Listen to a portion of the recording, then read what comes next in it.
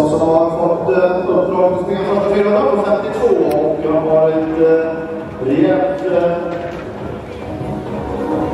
kommer duktiga löpare som ska följa den gamla Magnus och Katar som väljer att ta till rätten i huvudkurvorna. Så sen ska man ta frågorna och det är gärna fin fart.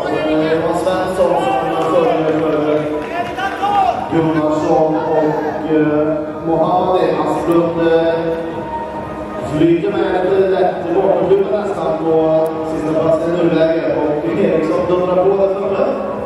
Får inte lucka med till Jamal och övriga gänget. Till ut lite grann på andra banan och har stött mycket 53-82 och man är i kontakten då som är sin del och Jamal som absolut för Svensson, Gunnarsson och Mohammadi och Asplund som nu avancerar lite grann bort till långsidan. Han tar sig förbi ändå. Så det står att vi tar in också lite fram. Det är ganska trått där om man ska framåt.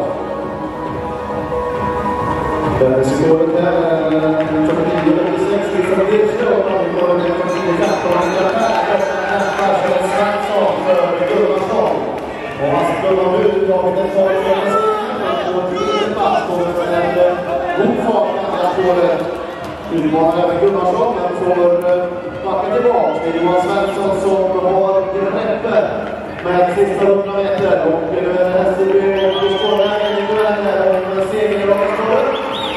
Gunnarsson går i andra spåret och pressar, men Svensson har rundan och 1:51-24 i den primära.